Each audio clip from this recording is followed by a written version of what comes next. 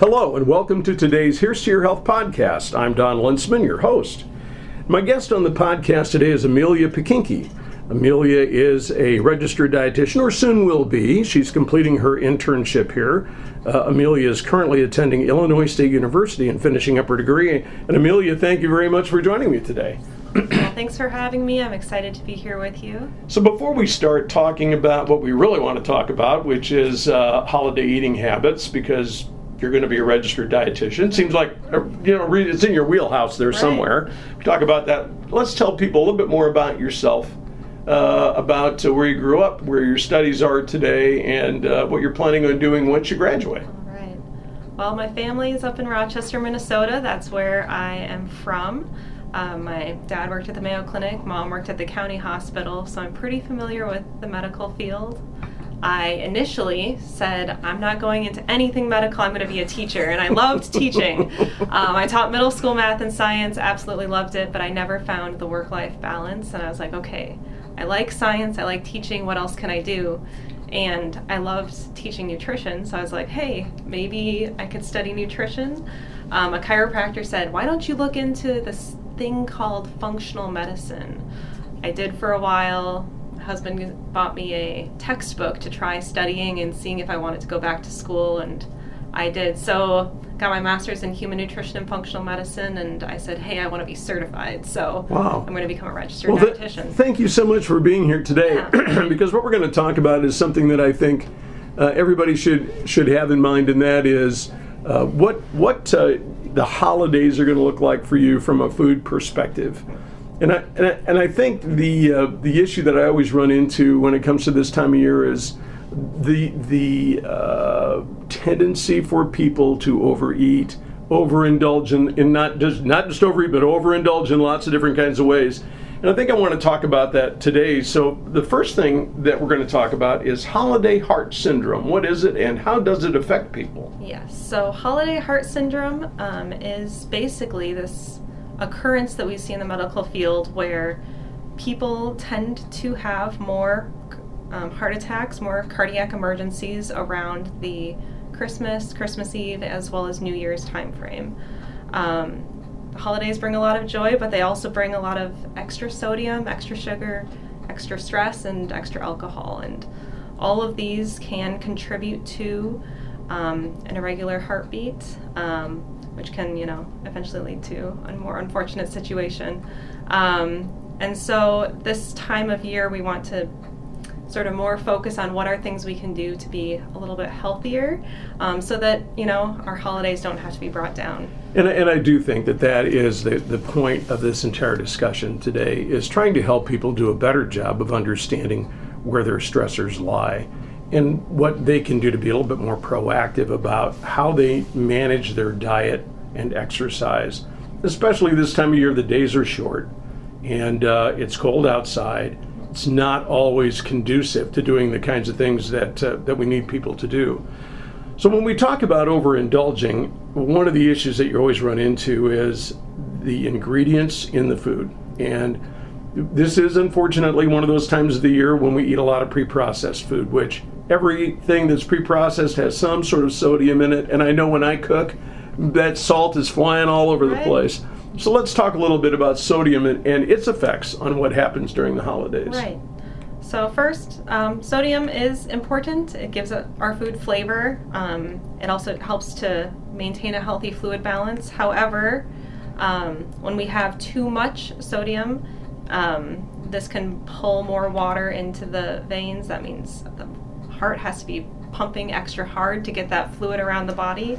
And then this can eventually injure our blood vessels and lead to those sticky plaques that eventually block blood flow. And is there any upside to salt? Yes, so sodium is needed for that healthy fluid balance. It's also important for nerve function as well as your muscle function.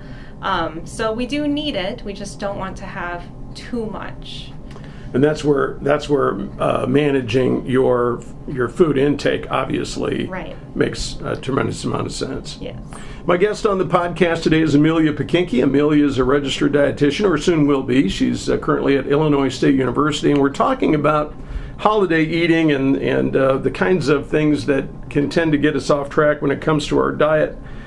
And the other part of what goes on here is that a lot of our foods, especially during the holidays, first of all, there's too much of it. But secondly, most of it is not necessarily all that good for us. It's got a lot of fat and a lot of carbs in it, a lot of sodium. So what do we do? How do we swap out some of the things that we shouldn't have with some of the things that we should have? Because life is like that, right? If you're going to say no to something, you got to say yes to something else. If we're going to say no to the sodium and the carbs and the fat, then what are we saying yes to? Right. So if we're looking for some healthier swaps, a couple of tips that I have for you. You can always choose when you're picking out a broth in the store, if you're not making it at home, which is a great option, is you can always go for the lower sodium broth to make your gravies, make whatever you're needing to. Additionally, in the recipe, if it calls for a certain amount of salt, you could maybe lower that and increase other flavors. You can add in citrus to add extra flavor, add in your rosemary, thyme, sage, those all add extra flavor. And additionally, for your gravy, something to top your food with, you can either reduce that portion size or instead of topping it with gravy, maybe top it with a lower sugar cranberry sauce instead. You know, a little bit off topic here, but now that you say that, you know, one of the things, the staples for holiday meals, typically turkey and ham, and I think there are some people who do like roast beef or they do prime rib or whatever. Is there a better option there? I mean, if you're to talk about an entree, especially a meat entree, is there a better option? I mean, is one better than the other? Should it be turkey or, I mean, what do you think? Honestly, I am a fan of poultry. I love either turkey or chicken. If you're worried about it drying out, you can always just get a smaller chicken and cook a few of them, you know. But honestly, if you are selecting a meat option, something without the added ingredients is going to be a little bit better for you. If you're needing to top your turkey with a lot of fat to keep it juicy, maybe just opt for 2 smaller turkeys. You won't need to add as much fat because it will maintain its moisture a little bit better. Yeah, every family's got a little bit of a different tradition. Yeah. And we're typically a turkey ham family. Ah, yes. So, you know, so we have white meat and then the other white meat. Right. So we're usually pretty happy, but yeah. I can see where there might be some alternatives there that actually might be a little bit healthier for us. When we talk about holiday cooking or holiday baking or holiday meals, I mean, what are some of the side effects of taking in too much of the processed foods? What you mentioned earlier, too many calories, too much sodium, too much alcohol. Right. What other things are happening at the same time that cause even more issues for us? Right. Well, one thing that immediately comes to mind is when I think of going to Christmas is there are lots of yummy desserts. People love to bake for their family. That's how we show love, some of us in the Midwest. So it can be tempting to, you know, sneak a cookie or two, a dessert before the meal starts because they're out and they're ready. But that can really spike our blood sugar, leading to more cravings, more hunger. And then it's a little bit harder to portion control, really decide what are my priorities in this meal? Should I sneak in that veggie? Or if you're having sugar, you tend to crave more of it, right? That's at least me. So there is really a good model for figuring out how to portion out your plate. The USDA came out with My Plate, you know, half your plate with fruits and veggies, about a quarter with your grains or starches, and then about a quarter with your protein. So really trying to portion that out is going to be a little bit better. Yeah, I think the issue that everybody runs into is that they kind of, I don't want to say lose their minds, but right, they almost black out for a minute and they just fill their plate, and then because it's on the plate they eat it and so on and so forth. But that leads to all kinds of other issues. Right. Something we talked about earlier is you get poor sleep habits, and then if you get bad sleep, then you got a lot of other things going on. Right. So a way to set yourself up for success in the day, I would say, is to maintain your habits throughout the season.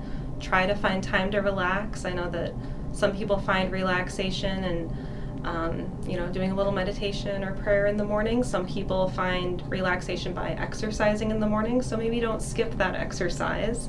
Additionally, make sure you're getting plenty of sleep, if that's within your control, as well as eating your breakfast that day. Don't skip breakfast and wait till lunch or dinner if dinner's later in the afternoon, because then you're going to be extra hungry and your blood sugar is going to be low. You're going to be like, ooh, I want more.